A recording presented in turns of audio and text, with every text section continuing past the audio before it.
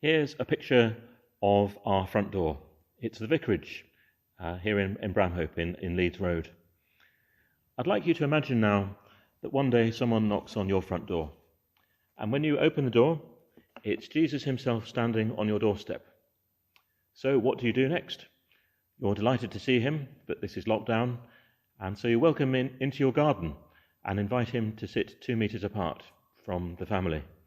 Then you rush around making sure that Jesus has the best chair to sit on and has a drink before you head off and prepare him some lunch. So what food do you think you would give Jesus? Have a reflection. What food do you think he would like? Well, I'd check what I had in the freezer. We've got some homemade lasagna, and we haven't drunk all the wine yet. So that's what we would give him. And I think that we would try to give Jesus the most delicious meal that we could, wouldn't we? He is, after all, Lord of all. Now imagine one day someone else is knocking on your front door. When you open the door, it's a member of St. Giles's Church standing there. This person isn't dressed very well, and they don't smell that great, and it looks like they've fallen on hard times. But you know that they love Jesus. Would you welcome them into your garden? Would you run around and make sure that they had the best chair to sit in? Would you give them a drink and make sure that they were being treated well while you went and made them something to eat?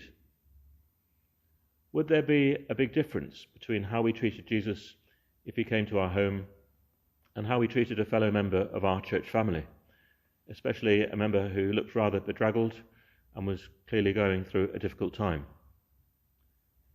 As Jesus prepared his disciples to go out in mission with the good news of God's kingdom drawing near, he said something very encouraging to his disciples.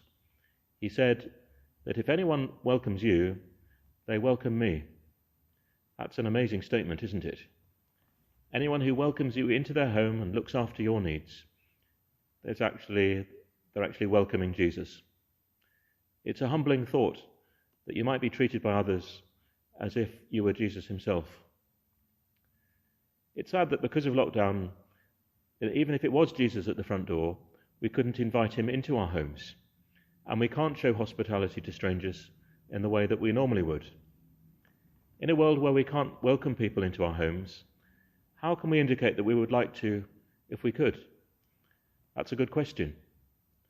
How can we prepare well for the time when we are able to show hospitality in the future, to practically welcome the stranger into our midst and show that quality of welcome as if that person were Jesus himself?